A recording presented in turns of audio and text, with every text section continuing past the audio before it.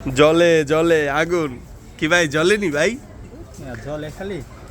হ্যাঁ, এই যে ঘন ঘন ফোন চেঞ্জ করে। কিছুদিন আগে কিন্তু এই ফোনটা নিয়ে গেছিল।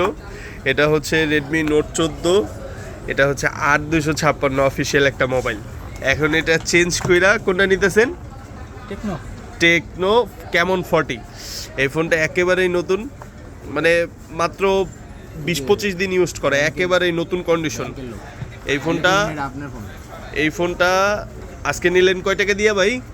20,500 টাকা। 4,000 টাকা চুনা নাকি ভাই? জলে? হ্যাঁ, জলে না।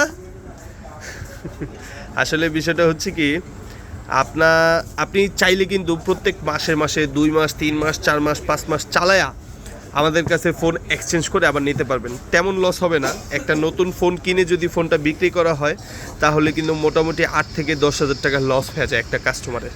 আর যদি আপনি একটা ইউজড ফোন কিনে দেখা যায় আপনি 6 মাস ইউজ করলেন, ইউজ করার পরে ফোনটা আর ভালো লাগতেছে না, ফোনটা এখন সেল করতে মন চাচ্ছে বা অন্য কোনো ফোন নিতে মন চাচ্ছে, আমাদের কাছে এক্সচেঞ্জ করে নিতে পারবেন। তখন দেখা যায় আমরা 3,000-3,500 টাকা এরকম লেস করে আবার এক্সচেঞ্জ করে দিই। 6 মাস ব্যবহারও করা হইলো, পছন্দের মোবাইলটা চালানো হইলো, বিষয়টা এরকম।